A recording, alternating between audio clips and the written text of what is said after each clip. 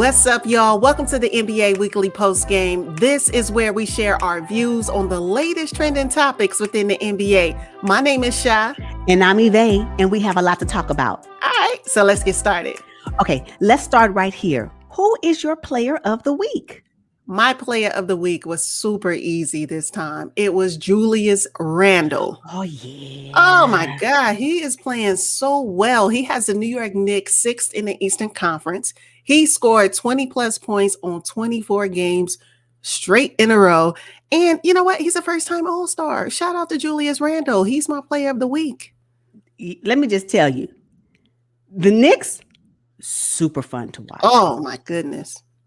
You know what? I'm gonna tell you, Julius Randle. I'm all here for it. I love his play. But if when any team plays the Knicks, they have to be exhausted. Yeah.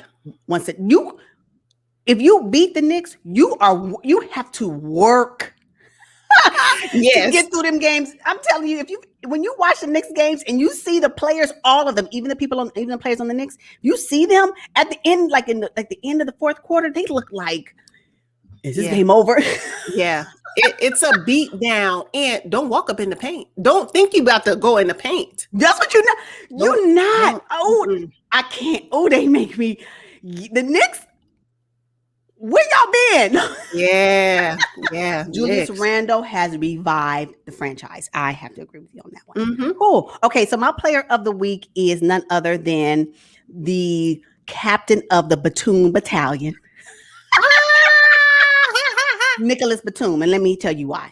For the Los Angeles Clippers, he may not show up consistently in the stats as far as top points, but the way he will block and steal your ball from you and allow the Clippers to get another possession. Now, what the Clippers decide to do with that possession, sometimes it ain't the best outcome, but I think that he adds a defensive consistency to their team that they need and that they will need in the playoffs once it happens.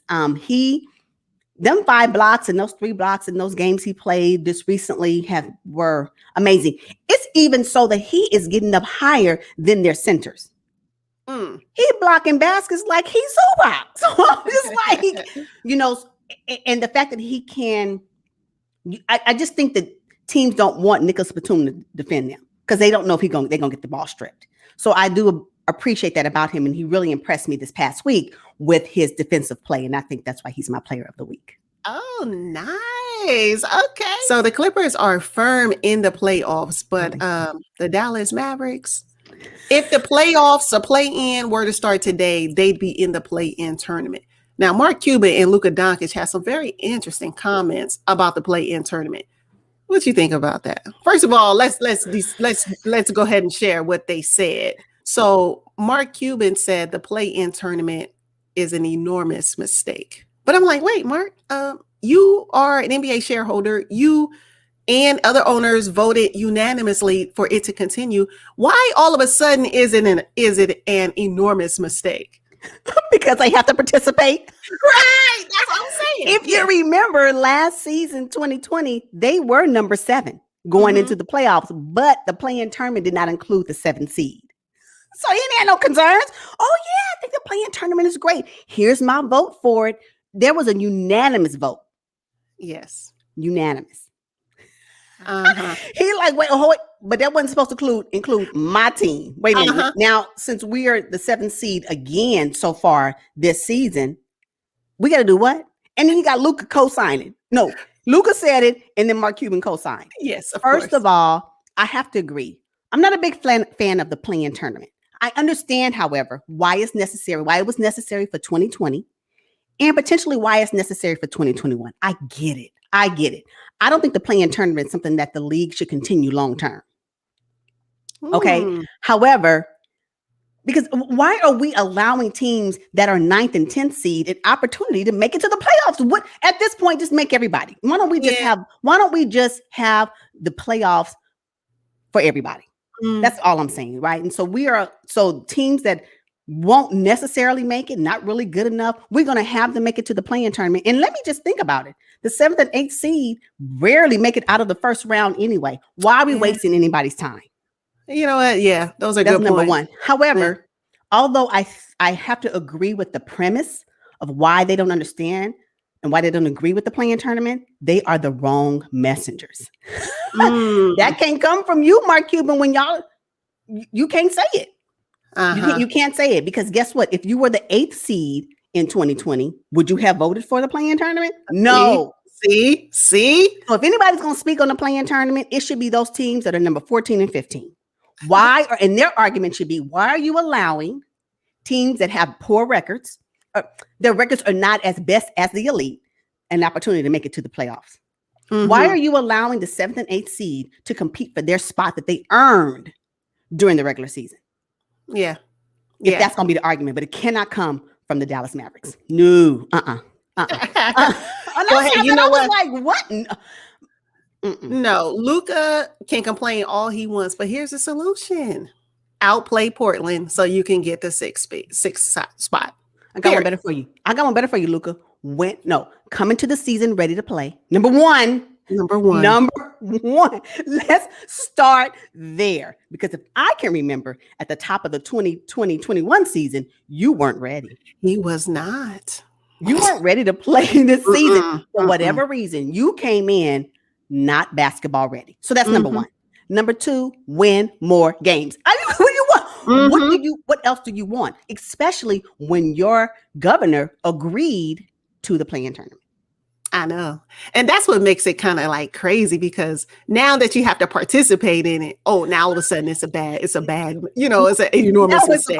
No, because that's what I'm saying. So if you think about it, and I think in this case, when the governors voted, they should have said, okay, if my team was there, would I be okay with it? They probably would have voted differently. Yeah, they would have for sure. However, it's twofold. It's twofold. So if my team does very well and they can make it to the playoffs, just sheer fact of 1 through 8, and they do that consistently, I wouldn't have no concern because my team is always in the playoffs. Yeah, However, those teams that always struggled, that has been struggling to get to the playoffs season over season, I can see why those teams are like, yeah, playing tournament, give me my team another opportunity. So I think it's a catch-22. But Mark Cuban and Luka, nah, not coming from you. Nope, wrong messengers. Now, overall, I think I like the play-in tournament because it really raises the level of competition for that particular tournament. I mean, last year, oh my God, fantastic basketball.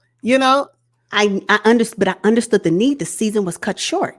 This one is too, though. 72 games. That is why I'm saying I can see why the argument to have it last season and the one to have it this season makes sense. Long term, once they go back to the 82 games, once they evaluate all the injuries that are happening because these seasons have been condensed, you want us now to play 7th and 8th seed, 9th and 10th seed to play in a tournament that we could potentially add more games. That's just all I'm saying. And let me tell you this. Whoever makes it to the 7th and 8th seed, by the time round 1 starts, they are going to be spent. Yes. So what is the benefit? Because they don't get a break. At least if you 1 through 6, you got at least a week. Yeah, that's the cold part. It starts immediately. It's unfair to the players who just played extremely hard to earn that 7th and 8th seed, Right. And so we're concerned about injuries. Do you not think that's going to increase potential injuries? Yes. So my whole thing is this. At the end of the day, if you did not win enough games to make it to the 7th or 8th seed, you just didn't make it. Long term. Unless they're going to change it. But the playing tournament long term, it's a no for me. Although it is great basketball. It is great basketball. Oh my God. Now, one last caveat to the play-in. Now, for teams who were plagued with injuries, and let's say their superstar was out for 50 games, it allows that team, if they were able to maintain a decent record, to get their superstar back into the swing of things, and potentially make the play-in tournament and move forward in the playoffs. That's what I like about it. Okay, well then at this point, injuries, load management. Oh, are we still calling it load management? I'm sorry. No. Load management is not an issue anymore. Stop. So it doesn't even matter. What you're doing is you are allowing teams a second chance to make it to the playoffs when teams have been ready, even riddled with injuries. Some teams have been riddled with injuries, health and safety protocols, just like others. Depends on when it happens, of course, right? Which means that what it does is it exposes your roster. Yeah. If you spend too much money on two players, i.e. Lakers, you're going to find out you don't really have much talent. You have exposed your roster. Mm-hmm. So my point is this. Playing tournament, last season, this season, absolutely. I get it. You can explain it to me and I'll probably get on board. Long term, it's a no for me. All right. That's fair. Okay, speaking of second chances, right? Demarcus Cousins was given a 10-day deal with the LA Clippers. How'd that work out?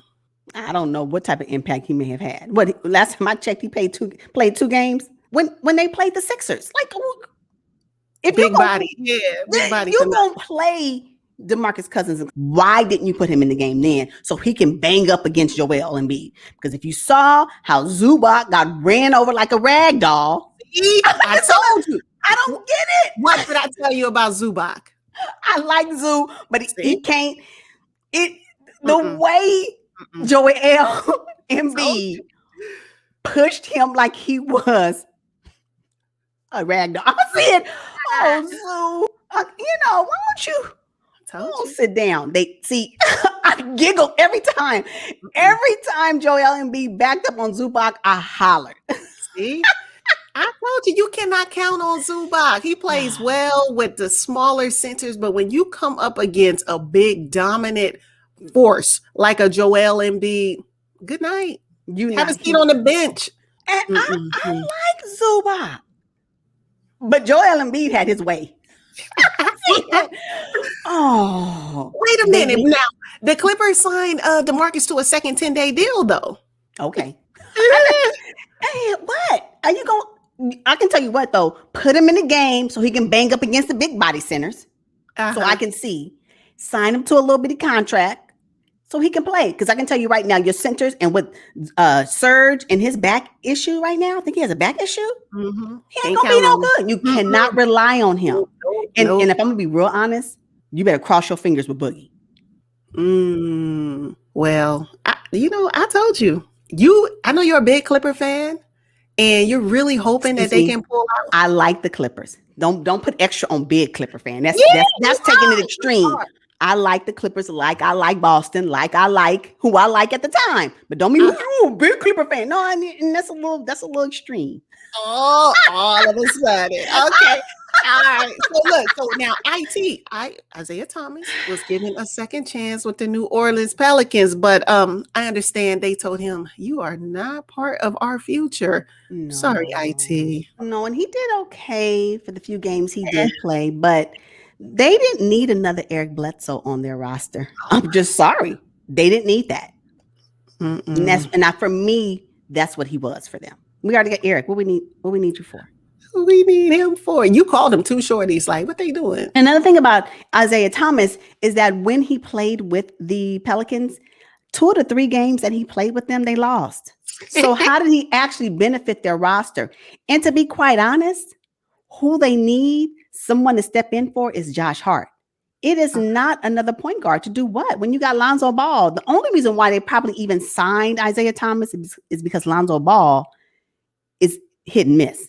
With his durability. Yeah. So, but again, you're contributing, but you're not aiding us in winning. What the Pelicans did not need was another Eric Bledsoe. And that's how I see him when I saw him on that team. So it's unfortunate for him. I just think that he got dealt a raw hand, and I don't know where he's going to end up next. Who really needs him on their team? Well, rumor has it the Celtics might be interested. As a parting gift? I'm okay. I said that in the previous video. As a parting gift, yeah. Yeah, nostalgia's sake, right? Yeah, but why would they do that when they just signed Jabari Parker? Yeah. They'll need him. What happened to Evan Fournier? He's health and safety protocols. Okay. But Evan Fournier, he's gonna get you a bucket if he can play the game. He's only played 4 games so far. So Evan, when you coming back, because that's what they need. They need somebody to be able to cover for Kimba's missed points. Kimba, don't get me started on the Boston Celtics. Don't get me started on them, please. Don't do it. God. Oh my gosh. So yeah, Boogie, I hope it all works out for you. Isaiah Thomas, I hope you find your next team.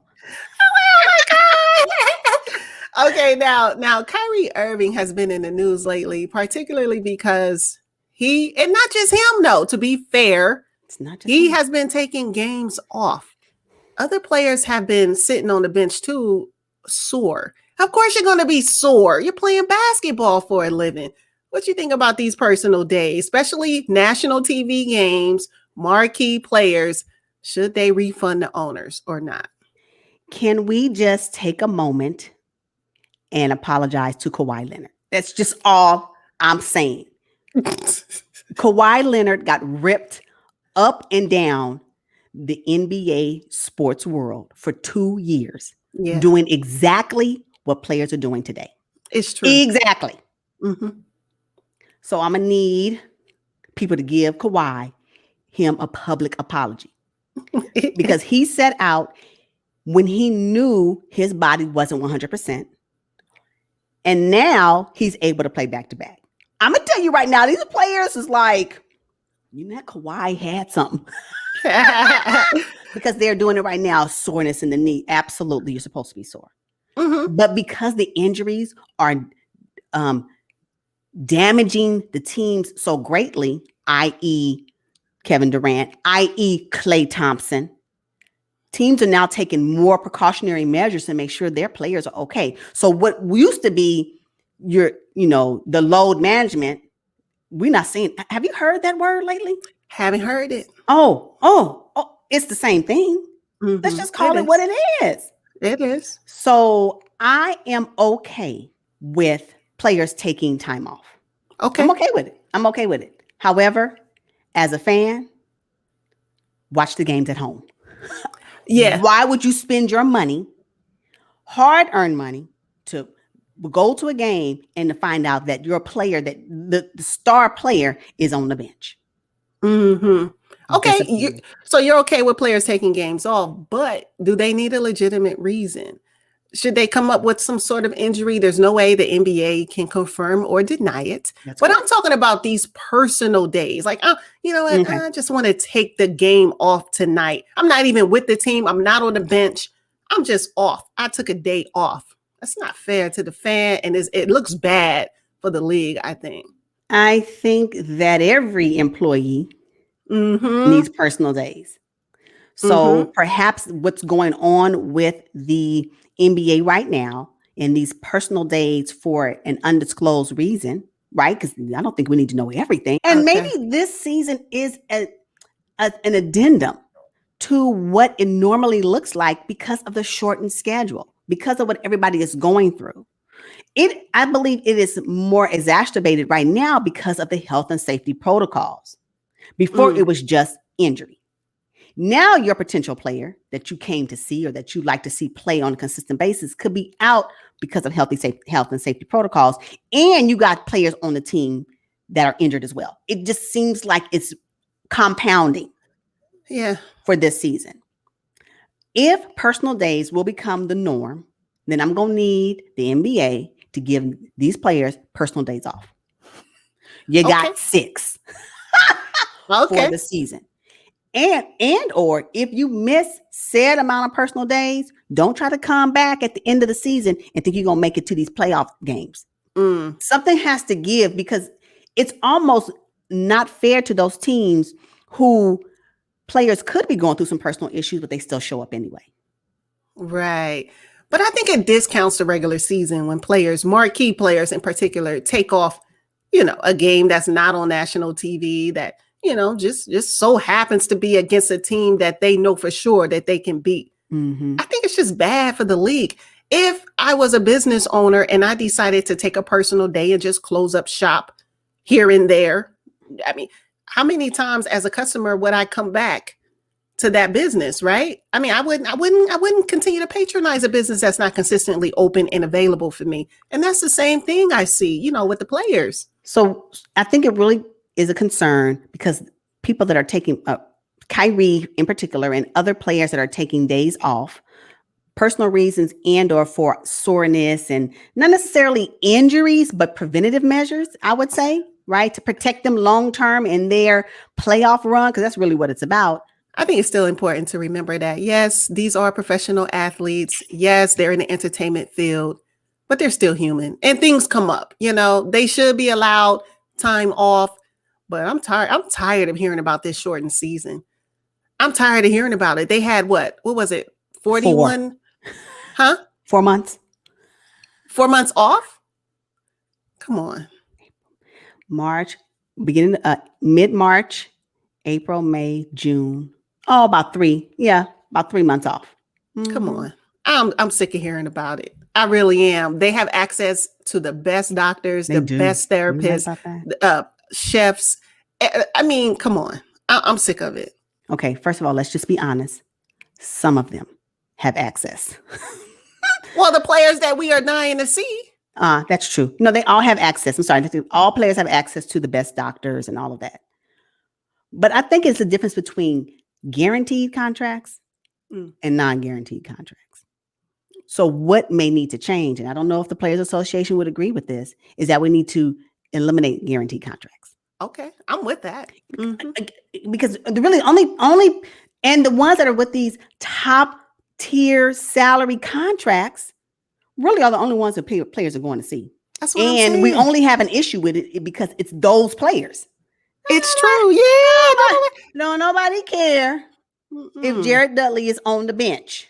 We don't care. And that's the only reason why we're talking about this, because of the marquee players. So unfortunately, I don't see it changing anytime soon. I just don't. All right, y'all. That's all we got. Thank you so much for joining us. And until next time, bye. Peace out.